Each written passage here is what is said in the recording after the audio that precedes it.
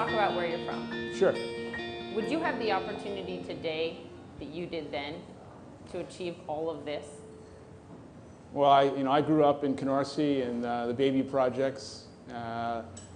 As difficult, as hard as it was, it imprinted all of us who came from that part of the world a unique set of values and understanding that we lived on the other side of the tracks. But my mother felt very deeply that our station in life did not define our future.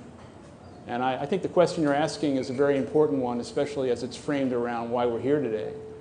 There's almost 6 million young people in America today, ages from 16 to 24, mostly African American and Hispanic, who are not in work and not in school, labeled as opportunity youth.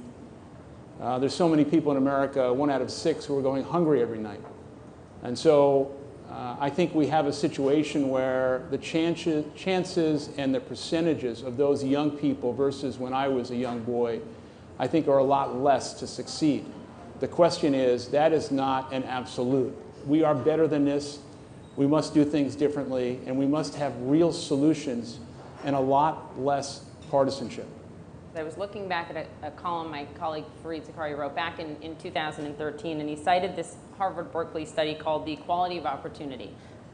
It found that every year of exposure to a better environment, a better neighborhood for a kid, improves their chances of success in a very material way. Just living in a little bit better place. Are we at a stage in America where your zip code determines your destiny for far too many people? Well, I think the statistics and the evidence would certainly point to that direction.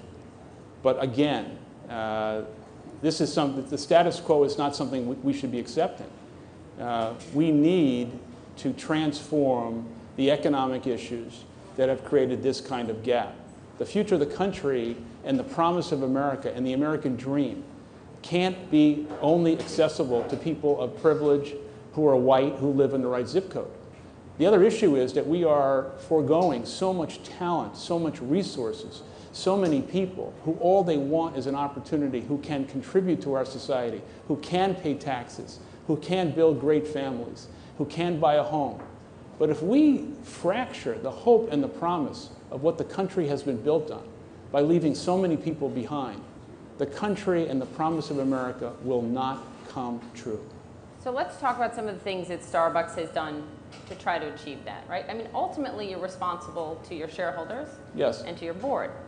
At the same time, a few years ago, you partnered with ASU and their online college and now cover entire college tuition for employees as they continue working at Starbucks to get a degree online. You have, for years, given full health benefits to anyone who works 20 hours or more. Yeah. Half time, really. You just raised wages 5 to 15% for employees. You guys don't publicly disclose what you pay in terms of the wages because it differs from state to state. Above minimum wage in every city in America. State. But those things cost a lot of money. And how do you square the two when ultimately you have to answer to your shareholders? And I know, some have called you out before. Well, I think first off, the price of admission to significantly engage in this kind of social impact initiatives is financial performance. And the company has performed remarkably well. In 1987, we had 11 stores and 100 employees. Today, there's 25,000 stores, 300,000 employees, and a market cap of almost $90 billion. So we have performed. The question is, how and why have we performed? We've performed because we have achieved the fragile balance between profit, conscience, and social impact.